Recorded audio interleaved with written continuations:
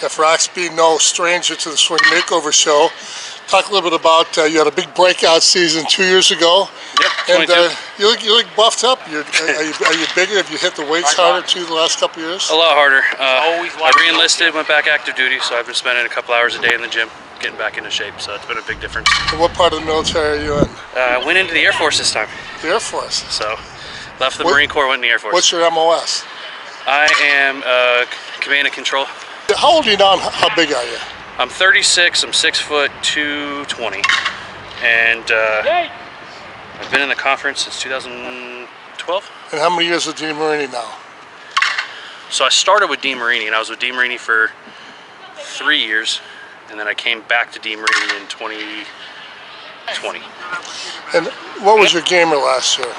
Gamer last year was my own bat, standard issue, 13.5-inch APC barrel, half-ounce end load. And do you have that out again this year? We will have another one come out in June. Otherwise, what would you swing if you're not swinging that? What's the closest bat to that?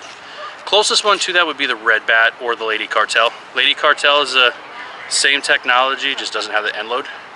Where the Red Bat has the end load, it's just a Nautilus barrel instead of an APC barrel. How heavy then, Rox, do you swing each of those? I swing a 27.5.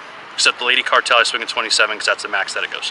Had a kind of a breakthrough season 2 years ago, and I want to say it's because we were working at spring training with that rope bat. Remember you hit that rope yes, off I the tee do. with it?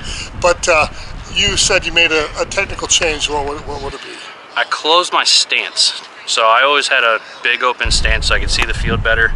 But when I closed my stance, I ended up generating more power, more exit velo, because I got to keep my front side in a lot more. It looked like your timing of your hips snapping open and your drive of the hands and snap of the wrists are right in sync. Is that something you make a big effort to do? T-work. I did a video with you about T-work, and I still live and die by the T-work. But do you think that's a key, making sure they come at the same time? Absolutely. You got to have your hands, the barrel, and your body all in sync together, because if you don't, you lose your power, you lose your accuracy. And we talked before that from lag, hands back to impact about a 30th of a second. And anyhow, so it almost feels like everything has to explode from the start. Would you agree? Yes. Yeah. You know, I mean, your hips will lead the swing, but if you feel like you let your hips open up too far, you can be late with the hands, right? Right, or if you open up your hips too much, even if your hands are on time, your front side's already too far open, you can't generate that extra power, and you're actually losing power out of your swing. When you go out of balance, what typically is it? Do your hips get ahead of your hands, or what gets out of balance for you? For me, I end up casting my hands. So instead of coming like knob to the ball is how my brain works. Of course, it doesn't actually always go that way whenever you do it in practical application, but I always end up getting my hands too far around. It's almost like you're dragging around with the rotation rather than... When I'm saying knob to the ball, I'm saying knob to the ball from here. But when you actually start swinging and you're moving, knob to the ball instead of being here is actually going to be here. Right. So I mean, you can say you're aiming 2 feet to the inside. You know, give or take, yeah. Yeah, it might not be a thought process for you, but it keeps the guy in a rotation. You know what I mean?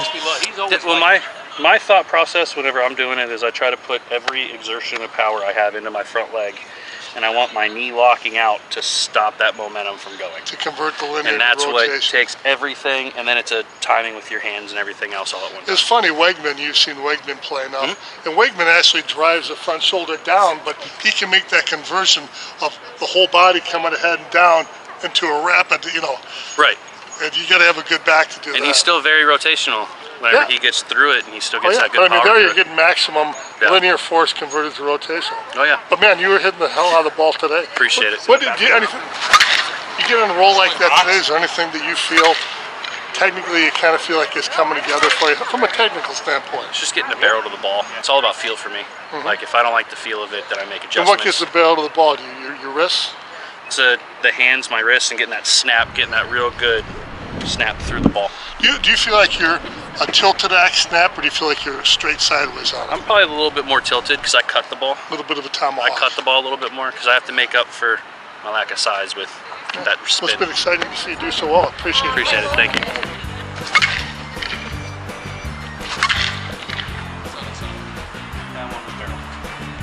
Roxby, look, he's always liked the old jug. Right, Rox? He's always liked the old jug. That right there.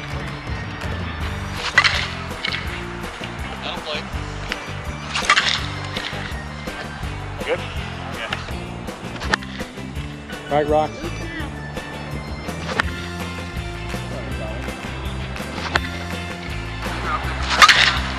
Swing, Rocks.